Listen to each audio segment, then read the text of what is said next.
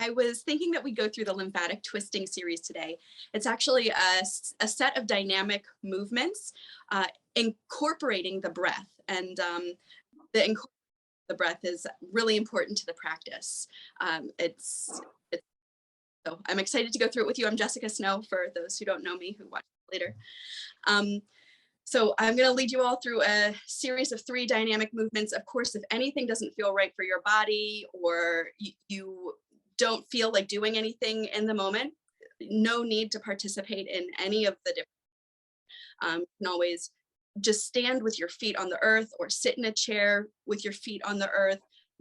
It's about keeping that nice long spine, connecting with that breath, and you'll still get the benefits of this breath and movement through that. So these 3 dynamic movements are said to stimulate the lymphatic system. I'll probably offer some brief demonstrations. However, I'll primarily be focusing on verbal alignment cues so that you can stay into your body during the movements, maybe not even have to look at the video at all. So before we get started, I want to tell you a little bit about the lymphatic system. It's also been called the shadow bloodstream. So the lymphatic system is actually a part of the circulatory system. We don't often talk about the lymph system and the circulatory system being interconnected in this way, but the lymphatic system brings the waste from excess fluids in the body back into the bloodstream for elimination. It carries leukocytes, which are our white blood cells. So the lymphatic fluid is actually normally clear, but then sometimes when we see it coming out of our body, we'll notice it gets like a little gunky, like kind of maybe like white or creamy, or maybe even like when you got those yucky bacteria boogers that turn green or whatever. So all of that, the immunoresponsive white blood cells and the antigen cells, which are the anti-invader cells, those are also carried within the lymphatic system. Some metaphysical circles, again, call it the shadow bloodstream. And I think this is because often, if you heard people talk about shadow work or exploring the shadow body, those are the places within us, like the thoughts and emotions that we'd rather not look at, those which are not necessarily pleasant. And so I think it correlates in a way because our lymphatic system is what carries toxins and waste. People really focus in their bodies on supporting their red blood cells and cardiovascular system, getting the plaque out of the bloodstream and stuff, but it's just as necessary to support the lymphatic system and its process of integration and elimination. Just as many would argue that it's necessary to assess that shadow work of the shadow body. We sort of do this dance around like these things that we don't want to see, but it's necessary to be there present with the toxins in order to let your body, let your mind know, integrate, and embrace what needs to be known and release what no longer serves. So we're going to do 3 exercises today, each of which will massage the major sets of lymph nodes within the body. So we have these 3 major sets, 1 set on each side, the left and right, underneath the jaw here. If you've ever like had a cold and you feel like your throat's a little puffy down there, it could be the lymph nodes. Then we've got lymph nodes here underneath our armpits. And then finally, our 3rd set of lymph nodes is right inside the groin at the inner thighs.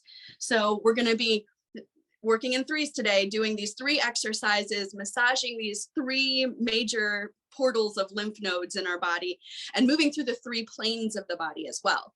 So we're going to be crossing the sagittal plane, that's sort of like this left and right plane, by swinging our arms from side to side. We're going to be isolating the frontal plane, so that's like the front and back plane, with a monkey's breath.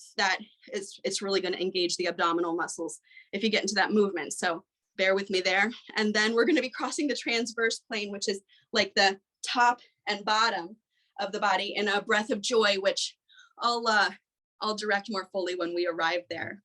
Do you have any questions before we get started? Okay, so no questions. I'll invite you to assess the safety of your space.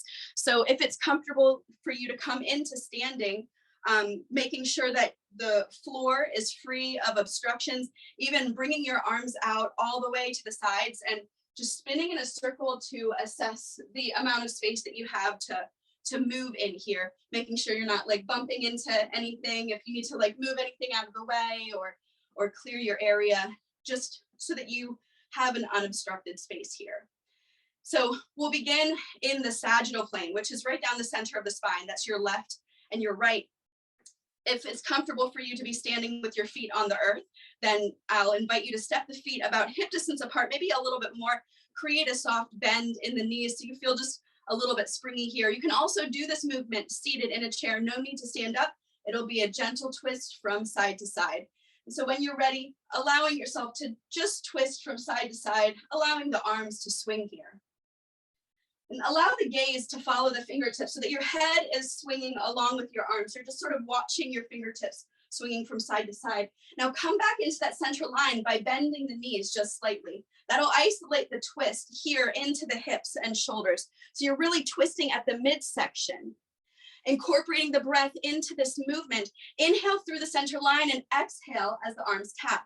Inhale and exhale. So you'll inhale through the center line, exhale to tap the arms. You can move as swiftly or as slowly as feels comfortable to your body. Keep your gaze on the fingertips. If you want a little extra massage to the adrenal glands, make nice fists with the hands and allow the fists to tap against those kidneys here at the back of the hips. Now, start to create a little bit more force in the breath. Keep those knees bent so you're isolating just into that midsection of the waist. You might even feel the abdominal muscles firing up here. And then sometimes I like to add a little extra ha in that exhale at the center line just to make sure all that breath is coming out. Gaze follows those fingertips. We'll be here for another few moments. Exhaling as the hands tap the side waist, inhaling through the center line, gaze following the arms, that micro bend in the knee, really feeling this midsection here. Take one more rotation through each side, and then slowly start to come back towards the center line. Roll your shoulders, shake out your wrists, maybe step one foot and then the other onto the ground. Still keeping the feet planted hip distance apart, or if you're sitting in a chair, maybe moving to the edge of the seat if that's accessible for you. We're going to be moving into that frontal plane now. So as if your shoulders and hips are squished between a wall, you're going to want to keep your shoulders and hips stacked as you move through that side plane. Yep, as if you're holding two buckets in your fist. You can get started with that movement. See if you can trace the knuckles up and down the side body. So maybe even pulling the fingertips all the way up to the armpit as you reach up, pushing all the way down towards your knee as you go down. Now, it can be really challenging to make those points of contact as you move through the side waist, leaning the shoulders back so you stay on that frontal plane. So start to incorporate the breath, finding that same exhalation at the bottom, inhaling through the center line. I like to make that sound with my breath as if I'm fogging up a mirror, because that helps me to sort of keep that oxygen moving through my body. It would be easy to get lost in all of these movements. And here the focus is primarily on that breath. Exhaling as you trace the fingers down, inhaling through that center line, leaning the shoulder back, still micro bend in the knees so that you got those hips stacked over your shoulders. Nice adjustment.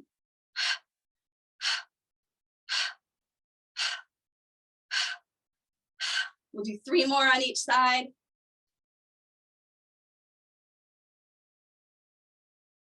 Slowly coming back to center when you're ready. Same thing here, shaking out the wrists, stepping out the hips.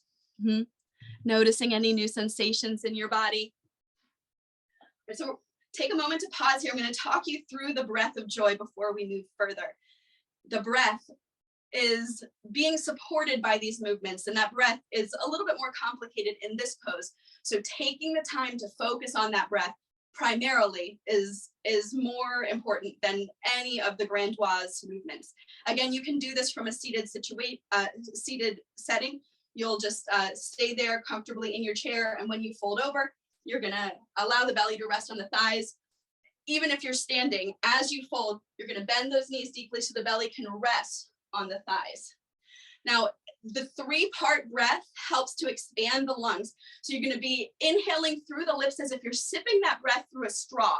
Lips are pursed, inhaling up, little sip, inhaling out, little sip, inhaling up, little sip, and then forceful exhalation, swinging those arms down. Gravity is carrying you.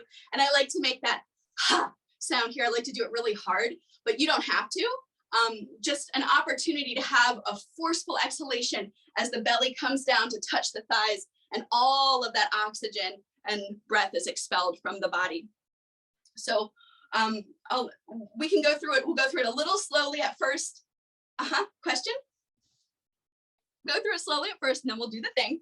And eventually what's going to happen if you feel comfortable with it is that gravity is going to direct your movement. So that momentum of the arms is what's going to carry you up to standing, carry you into that fold. And we'll do this a few times. I'll let you come into your own pace. And then actually on that final breath of joy, I'll invite you to stay folded just over your knees, coming into your body, and it'll be your choice. But let's find those feet hip distance apart. Gentle bend in the knees, maybe roll those shoulders back a few times. Find that solid base here. Feel your connection with the earth beneath you, whether it's your feet or your seat. Then creating that little straw with your lips, as that little hole, as if you were sipping through a straw. I'll invite you to sip in, up, sip in, out, sip in, up, and fold. Swing those arms behind you. Now right back into it. Inhale, sip up, sip out, sip up, and fold. Inhale, up, inhale, out, inhale, up, and fold. So there are 3 short little sips of air to make up one breath. Inhale, up, and fold. Inhale, up, and fold. Inhale, up, and fold. Allow the head to be heavy. Follow the movement with your breath. Allowing momentum to carry you.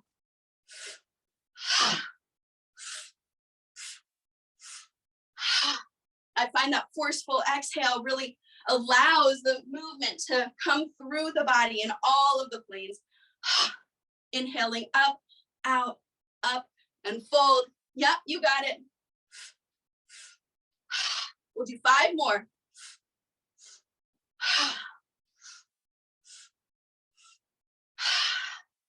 Going at your own pace, whether that's faster or slower. On your next exhalation, just allowing yourself to hang in that forward fold, taking hands to opposite elbows, or maybe taking the fingers down all the way to the ground. Knees are bent as deeply as you need to really rest that belly on the thighs.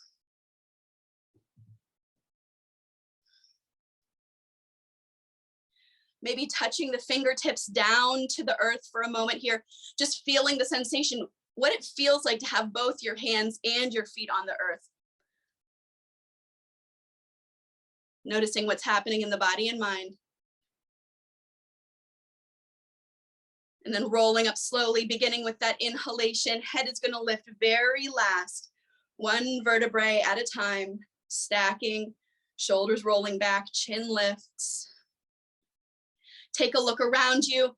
Look from your left to your right, in front of you, behind you, over your shoulders, just orienting yourself here, above, even below you. Notice that you're safe in this space right now. The shadow bloodstream work is integral to the health of the body, but like shadow work, it can bring up lots of unexpected sensations. So I'll encourage you to be gentle with yourself and observant of what's going on today. Drink some extra water and reach out if you notice anything or want to share anything. And even after this, if you have a moment, I'd recommend perhaps going for a walk just around your building or around your block, whatever works. Just get into that bilateral stimulation. And any questions while we're still here? I think that intuition is a huge thing. So if something's saying like, oh, well, you shouldn't do this because it might be dangerous for your body, I would say sit it out or modify, just do it in a seated position. Just the gentle movements through into the body, even from a seated position, will be of benefit to the body. The biggest thing that I have to say for students who are practicing on their own is watch your knees, because it can be I don't know if you can notice in the screen, but it can be so easy to try to keep your legs straight and planted into the ground. And then when you're twisting, you start to twist down the legs instead of isolating into the hips. the way that my knees are changing direction right now while I twist. But when I bend my knees and create that micro bend, it isolates the movement into the waist. And so then when I'm twisting, my hips are staying forward. I'm still isolating into those major lymphatic centers, but I'm not putting extra strain on the knee joint, which is a very special joint. We'll keep it safe. Yay. Bye.